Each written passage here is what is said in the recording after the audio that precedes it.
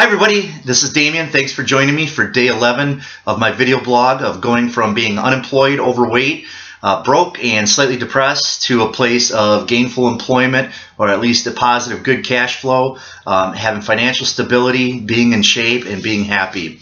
On day 11 today, we are going to cover a specific set of places you can go, websites you can check out to begin your job search. And I know if you've been following this, you've probably been saying, okay, I've been waiting for us to get to this point.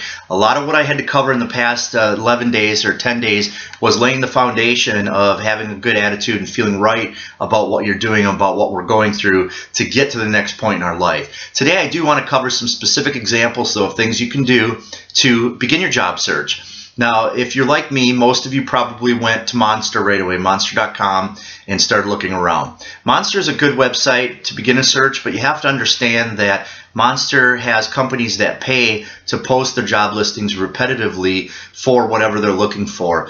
And I used to work with a company that would put a Monster ad on. It was actually part of our recommended marketing campaign to find people to work for our company, but what we did was we kept the ads very vague about what we were specifically looking for as far as a position. And if you went on Monster and noticed that, it can be very frustrating that it seems like there's not really enough information, or it's very vague on what the details say. You kind of scratch your head after reading it and saying, well, I read it. It seems like the position covers a lot, but I really don't know what it's about. And we used to do that just to get the largest amount of applicants and resumes into our company so that our HR people could then weed through them and maybe find somebody that would fit for another position that we were looking for, or a position that we might be creating. So there may not even be a position open. These companies use Monster just to get resumes in so that they have a constant resource of people looking for positions on file, so that if something does open, they can go back to that. So I just want to let you know that that can be something that people aren't aware of. But there are good jobs on Monster.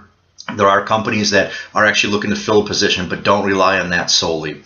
Another website that I used is called theladders.com, THELADDERS.com. And The Ladders is a company, you probably heard their commercials, where they market towards going from one position into an executive or six-figure position, and to climb the ladder up to your in your career. The Ladders is all right. The problem is that most of the jobs are very niche specific and very international, high-end, things like that. So if you're somebody that's worked for a smaller company or maybe a larger company but in a middle management position, it may not be the right approach. It wasn't for me. I just couldn't find anything that fit. But theladders.com is out there. There is a fee though. It's like $25 a month for their basic service to use their site.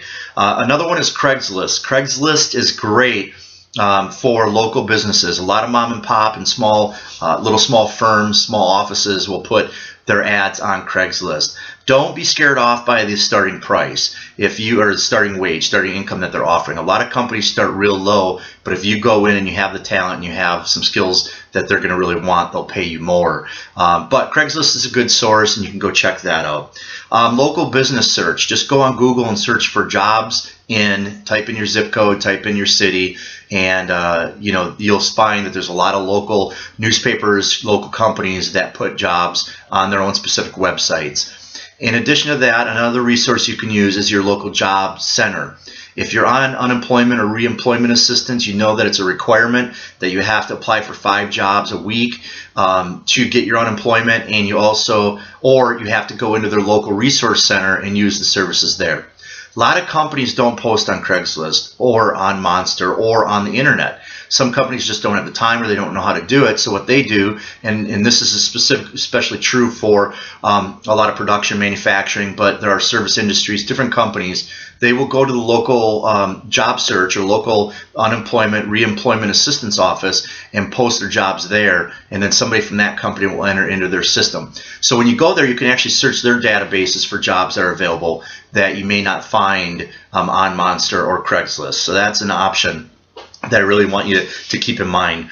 Another thing is Google top 10 places to work in, and type in your zip code, city, state on Google, and you'll find that a list will come up. A lot of articles are written or recommendations from local people on the top 10 companies.